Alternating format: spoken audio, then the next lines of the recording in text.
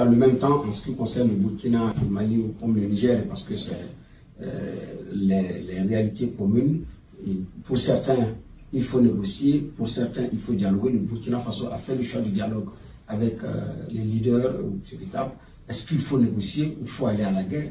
Que pensons-nous en tant que leader religieux? Si la négociation, que peut être leur rôle?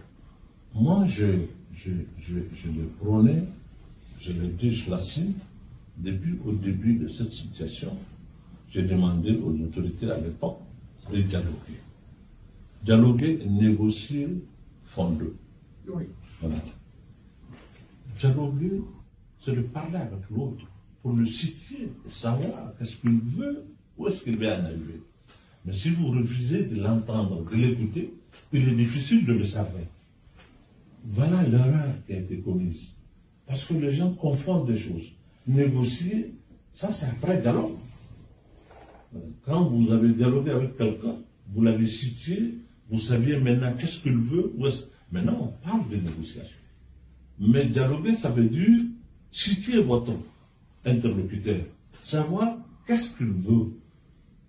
D'abord, il est qui et il veut quoi, où est-ce qu'il va en venir. Mais vous avez besoin de savoir tout cela d'abord, avant de parler même de négocier. Mais les gens ne parlent que de négocier. Et de négociation, qu'est-ce qu'on va négocier? Mais tu es obligé, tu dois te poser cette question. C'est toi qui dis qu'est-ce que tu négocies, parce que l'autre là, tu n'as pas parlé avec lui. Dialogue avant négociation. Oui, tu dialogues d'abord avant négociation. C'est ça, chercher à rapprocher ces gens pour savoir qu'est-ce qui se passe. Vous voulez quoi? Il y en a parmi eux qui sont nos enfants, qui sont des nôtres. Et pourquoi nos enfants se sont mis dans cette peau? Pourquoi ils se rebellent contre leur nation? Qu'est-ce qui se passe? Il faut d'abord les écouter. Il faut le savoir. En ce moment, on les situe. Et s'il y a une négociation, ou il y a en tout cas autre chose à faire, nous saurons en ce moment les outils qu'il nous faut pour vraiment entamer une négociation avec eux. Mais quand vous n'écoutez pas quelqu'un, vous refusez même de l'écouter, vous le mettez dans un carcan, ou pour vous c'est un monstre et personne ne doit le parler. Mais le monstre, s'il l'est, il agit en monstre. S'il est monstre, il faut le transformer en humain. En lui montrant que, pour vous, il est humain. Il doit accepter d'être humain. Il faut et l'écouter. Et que ça peut marcher. Mais pourquoi pas? Ce n'est pas des extraterrestres. C'est des hommes de la raison aussi. Mais il y a eu des tentatives qui n'ont pas marché. Mais certainement, on n'a pas eu la bonne voie. Ce n'est pas parce que quelque chose n'a pas marché qu'on doit arrêter. Et que peut être le rôle des leaders religieux justement dans ces dialogues, avant négociation? Ben ça, la réalité de chaque endroit est différente. Mais les leaders religieux, musulmans ou chrétiens, ou en tout cas traditionnels, c'est d'abord, c'est eux qui sont des hommes, des autorités morales, ils doivent calmer. C'est à eux de calmer. C'est à eux de faire en sorte de cultiver la paix dans l'âme des gens. De vaincre la haine, vaincre le rancœur. C'est avec ça qu'on aura de la lumière. Quelqu'un qui est fâché, il ne peut pas. Et les leaders religieux doivent d'abord prêcher la paix, l'amour, le pardon, pour que les gens puissent se parler. Mais si tout le monde parle de haine, de rancœur, il est difficile qu'on se comprenne. Et tout le monde se transforme en belligérant, il n'y aura personne pour nous réconcilier.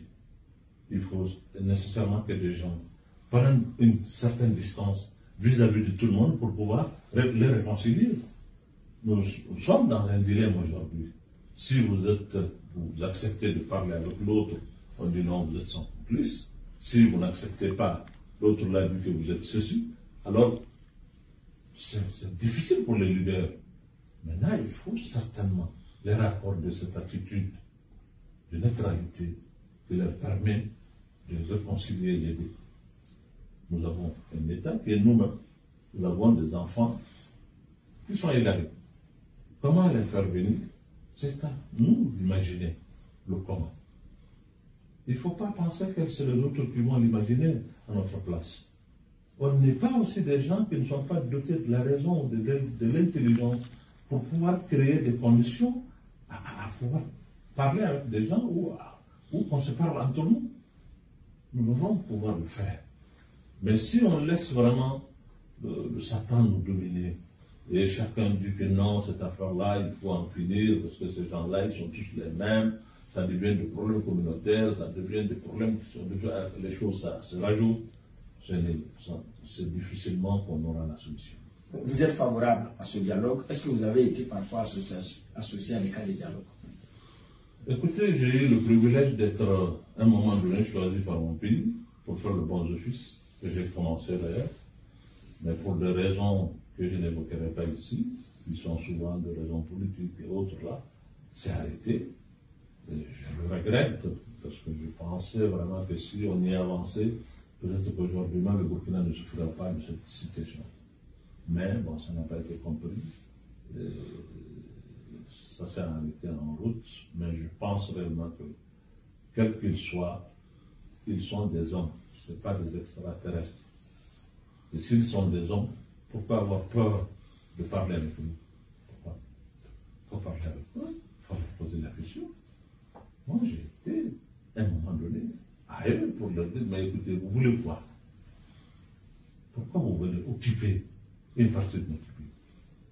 Nous sommes des musulmans depuis des millénaires. Quel est votre? Qu'est-ce que vous cherchez? Il faut nous le dire. Et vous ont dit quoi?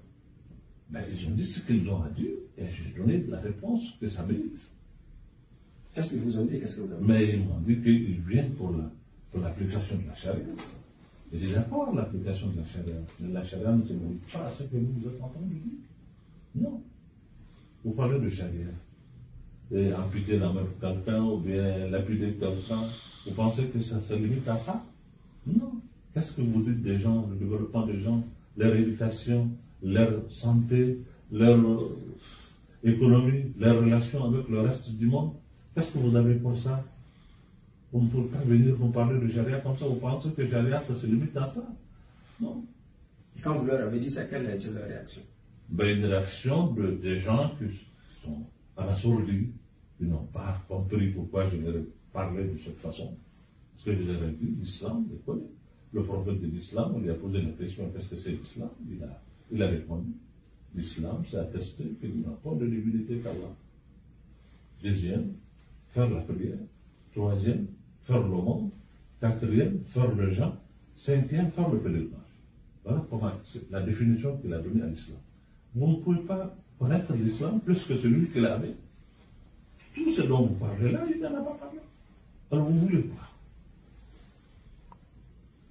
Ça, il faut. Nous avons suffisamment de savants musulmans, de gens de lettrés, de gens qui peuvent discuter, aller même dans un débat doctrinal pour parler avec ces gens-là, très franchement, et leur dire, bon voilà, sur tel point vous avez, c'est des erreurs, ce n'est pas comme ça, votre interprétation ici est erronée, il faut accepter de rentrer dans la bonne voie. Mais si les gens refusent de parler, mais il est difficile qu'on arrive à une compréhension. D'accord.